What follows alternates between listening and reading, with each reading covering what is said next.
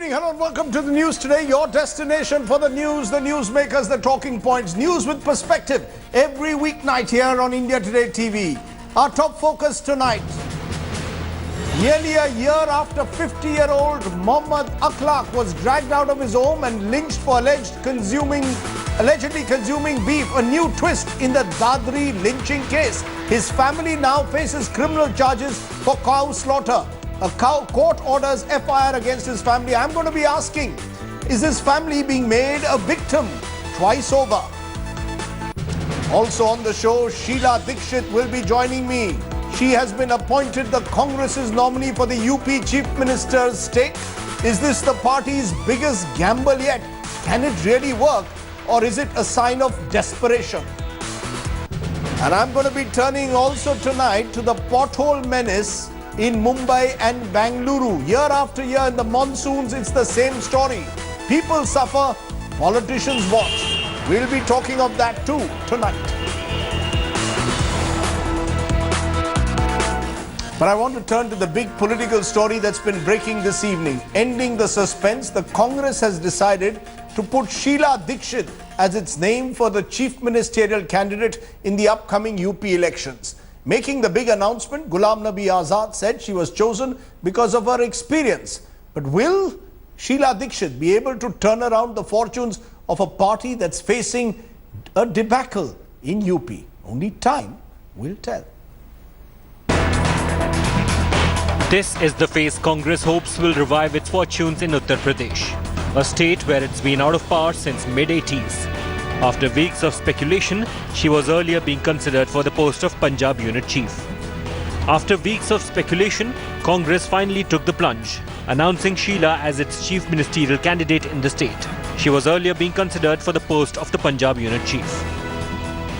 उत्तर प्रदेश एक ऐसी जगह है कि हर जगह अलग-अलग पार्टी।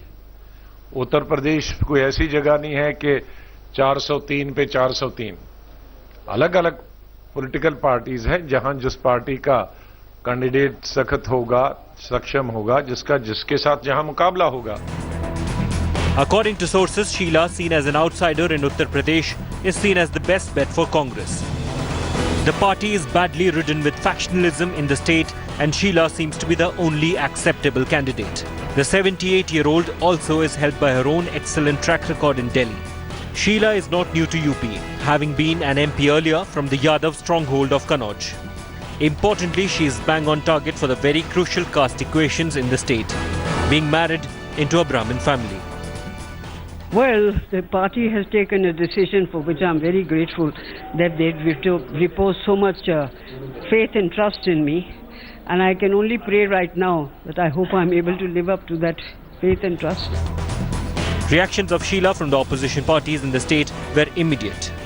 इसको जो तय करना है कर लेते हैं. अच्छा जी नमस्कार. ये यूपी का मामूली सब दल सब कुछ करेंगे. जनता आकलन करेगी. Dikshit, out in political wilderness, has been given the task of reviving the fortunes of the Congress party in Uttar Pradesh. Clearly, not an easy task, as the Congress has all but been wiped out from the heart of the political state in the country. Well, there's a huge demand for her.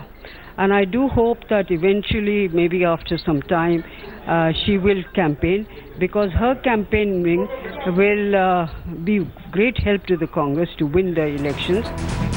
Meanwhile, the good news brought with it some bad tidings for Sheila as well, in the shape of summons from the Anti-Corruption Bureau in the Delhi water tank scam. The Chief Ministerial face of Congress in UP will have to appear before cops on 26th of August. With Ashar Khan in Delhi, Bureau Report, India Today.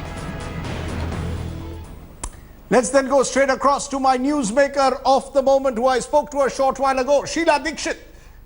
Sheila ji, should I be congratulating you or not? Because 2 weeks ago when I asked you, you didn't seem very keen on being made the Congress's UP Chief Ministerial candidate. What has suddenly made you change your mind? Well, I don't know. Well, this is the decision of the High Command which I follow. And that's all I can say right now. The High Command has decided this, so be it. High Command has decided, so be it. But would I be right, ma'am, in saying that you face a crown of thorns in a way, a very uphill task, virtually impossible in a sense, to see the Congress actually win UP? Well, it is a difficult task. Any task which concerns, elections is a difficult task. But this is difficult, no doubt about it. But we seem to have got a very good team, and I hope when we work collectively, we will make a very, very big impact, which might surprise all of you. You know, would you agree that this is a last-minute decision? 6 months are left, hardly enough time to revive a party. It should have, if at all you were to be made, you would have liked more time? Yes, we would have preferred that, but so if it is not, you cannot call back what has already happened. So now we'll work harder, we'll have to work harder, and I hope we will not only work harder but work collectively, knowing that UP is very, very important for us. Would I also be right in a sense, ma'am, to say you are being made a sacrificial lamb by the Congress High Command? No one wants to take charge, so you are being made a bali ka bakra, as they would say in Uttar Pradesh. No, I don't go to any fight as calling myself a bali ka bakra. Please, I'm not a bali ka bakra. I'm a soldier of the Congress, and whatever I'm asked to do, I do. You're a soldier of the Congress, but there is also talk, Mrs. Dikshit, that Priyanka Gandhi may now be drafted as the party's chief campaigner for UP. Do you really believe that Priyanka Gandhi can just come in overnight and influence voters? No, you see, Priyanka ji is very popular both amongst Congress workers as well as amongst the people. But it is a decision she has to take. When I can only hope and pray really deeply that I hope she will join us at some point of time. But ma'am, let me be honest, you haven't been to UP in over 2 decades since when you were a Kannauj MP in the 1980s. How can you take on an established UP leaders like an Akhilesh Yadav, a Mayawati, or whoever the BJP throws up in the state? No, please remember, I'm not the only one. We've got a whole team lined up over there, and we'll all work together collectively and see that we meet the challenge. When I first came to Delhi, Rajdeep ji, I did not know a thing about Delhi politics as such. I lived in Delhi, no doubt, but I didn't know the politics. We learnt that also, and we managed to win very well within 5 or 6 months. Of course, Delhi is much smaller, but it's also more complicated. There is also a belief, Sheila ji, that the Congress is trying to play the caste card by projecting you. You're a Brahmin, upper caste. Do you really believe that's going to work in the Dalit, backward caste dominated politics of UP? I'm not going to answer this kind of a question.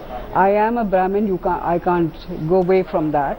Well, if it helps Brahmins to come in, so be it, very good. But there are many other people. We have to look for everybody. We have to look for Muslims, we have to look for OBCs, we have to look for scheduled castes, everybody. And for the Congress, our political ideology has been we must take everybody with us, not just any particular caste. But it's 27 years, Mrs. Dikshit, since the Congress ruled UP. Since then, Mandal, Mandir politics, Indian politics has changed. And there is a sense the Congress is simply not in the game in UP anymore. Yes, I do, because I tell you one thing, that 27 years maybe have been there. It's a long period, no doubt about it. But we can overcome that 27 periods, and perhaps this is the best time when we will overcome it. But if I remember, Mrs. Dikshit, after the Delhi defeat in 2015, you had indicated that you would be retiring from politics. So I'm just trying to wonder whether this marks the return from retirement. Well, I had said that I would not come back to Delhi politics. I didn't say that I would retire from politics. I never used the word retire from politics. But I will still ask you, isn't this move going to be seen by critics as a sign of Congress desperation? That the Congress is a party which today is in desperate need of leaders. You don't have any leaders in UP, so they turn to you. Well, Rajdeep, this is a decision of my party high command, and that's it. You have to ask the party high command about it. The party high command, sadly, ma'am, doesn't speak to us, but there is also a belief that the only hope for the Congress is if it ties up with a Mayawati or a Mulayam, that on its own, the Congress cannot win this battle for UP. I don't know. I can't answer this question about alignments just now because I haven't yet been to UP. We'll see how that situation develops. But we go with confidence, and we go with the confidence that we will win. I want to return, ma'am, for a moment to the Priyanka Gandhi question, because it's intriguing. The fact that the party wants her to lead the UP campaign, is it not a vote of no confidence in Rahul Gandhi's leadership? No, no, no, no. No, I don't think you're saying a fair thing, Rajdeep ji. Both the brother and the sister are very well liked by the workers, and Priyanka is particularly very popular amongst the people. So they are both together in this whole thing. I don't want to create. But am I to now understand that you will shift full time to Lucknow? That come next week, we won't see you in Delhi. You will now be based in Lucknow. Well, I know what it takes to be, and I'm going to shift to Lucknow anyway. I'm going to operate from there and Delhi both, and mostly from Lucknow. So let's see how it comes, but I would not like to predict anything. I want to ask you one final question. You know, this decision to make you CM candidate also comes at a time when there are corruption charges being reignited against you in the tanker scam. Arvind Kejriwal once again targeting you. No, Rajdeep ji, Arvind Kejriwal is targeting me now. It's totally politically motivated, because he is the one who's also given, and I've got proof of that, saying that there are no corruption charges at all against Sheila Dikshit. Let me ask you in conclusion. You know, we've had the BJP saying that people above the age of 75 will not remain cabinet ministers, almost like a retirement age. You are 78. In a young India, young UP, don't you think you needed a younger leader? Because the fact is that you were planning to even write your autobiography till a few months ago. Does it make political sense, good politics at this stage, to take up such a big challenge? No, it's not a matter of good politicians or bad politicians. It matters on your capacity and capability. If you are capable and if you can do your service properly, then I don't think there's anything like a retirement age. But if you cannot do it, you may have to retire even at 21. Okay, Sheila Dikshit ji, we wish you well. It's going to be a tough task, ma'am. A crown of thorns, some would say. I don't even know whether I should congratulate you. But thank you very much for joining me. Javed Ansari, our executive editor, joining me now to put some perspective to this. Javed, what is the basis of this? Is this Prashant Kishore, the Congress's strategist, believing that the Brahmin vote will come to the Congress if you have an upper caste chief ministerial candidate? Well, that's the plan. This is a part of the overall strategy that's been put in place by Prashant Kishore, where Brahmins are at the center of it. He wants to recapture some of the traditional Congress vote bank. Whether that succeeds and whether merely appointing Sheila Dikshit as the chief ministerial candidate will do the trick, we don't know. But certainly an effort is being made. And the team that they've put together, the Congress wasn't spoiled for choices. So whatever they've had, they've put into the fray. All those who matter are now a part of the team. This could be Sheila Dikshit's toughest political test yet. It could really be. Javed Ansari, who was the first to interview Sheila Dikshit and break that story earlier this evening, appreciate your joining us.